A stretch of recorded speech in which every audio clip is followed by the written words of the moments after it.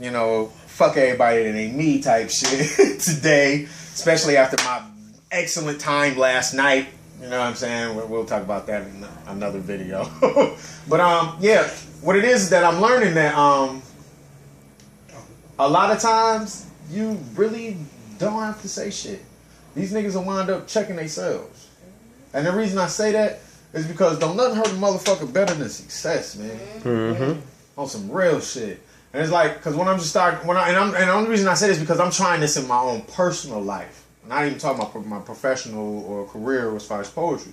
But if it's some shit that really don't even need the energy to be acknowledged, I don't even acknowledge that shit.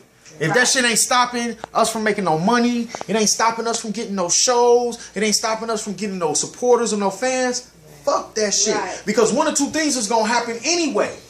Either they gonna phase themselves out, or they gonna wind up getting on fucking board anyway.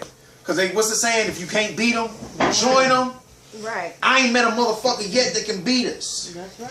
But they too scared to join us. But see, that's the whole point. What? Then we don't need them. Exactly. Because this is supposed to be an organization of monsters. Like, people, for real, we are the ones that live under in the dark, under your bed. I am the boogeyman of this shit. Like, for real. Like, I'm Freddy. I will come for your ass while you dreaming in this bitch. So it's like, I'm serious, because I'm tired of pitting up superior skill against niggas' egos. Right.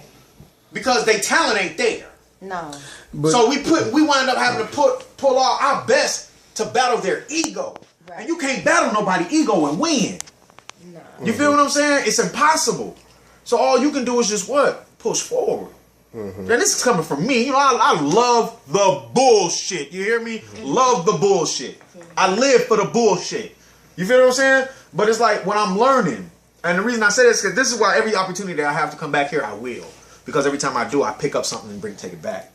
You feel what I'm saying? Because I see a lot of shit that's going on here that we could have been having popping off. Mm-hmm. And Detroit. You feel what I'm saying? And I'll say this on camera. We have the capabilities of surpassing headquarters. Mm-hmm. Detroit. On some real shit. Poetry. You feel what I'm saying? 313, baby. But we will wind up falling into the same hole that's been already dug out by all of these other motherfuckers who have issues.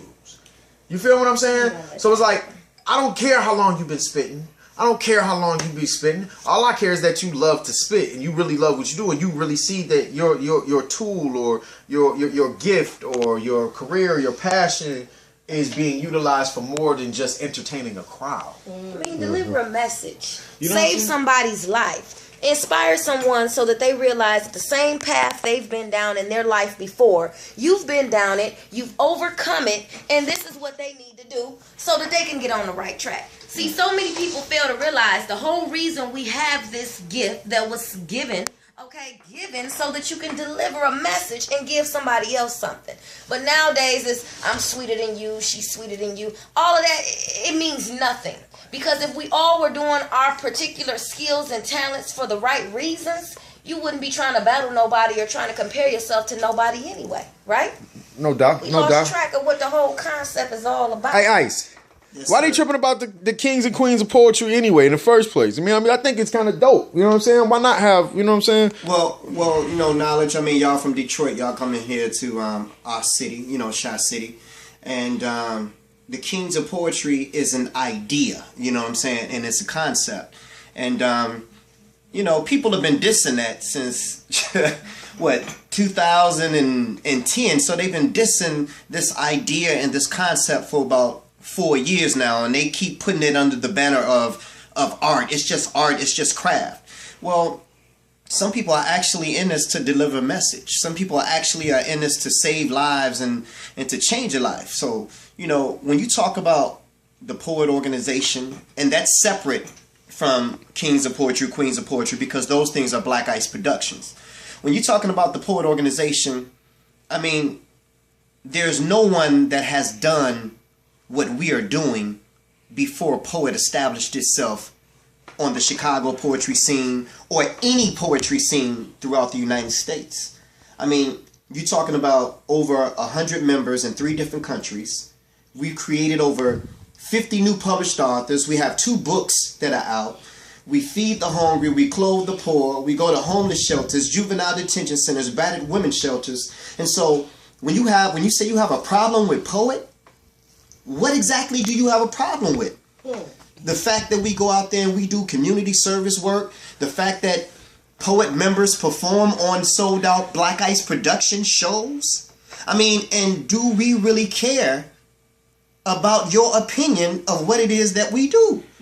And that's why we haven't responded, and that's why we haven't answered. Because see, yeah, you popular on the south side of Chicago poetry scene. International. But we international. Right. And we national. And so when we respond, Yeah, because I'm far from local, homie. They say who's coming, they looking for y'all. right. You got a problem with God. And so when we respond to little things that are done on the south side of Chicago, it opens up the popularity and the notoriety for those small-minded people to be on a national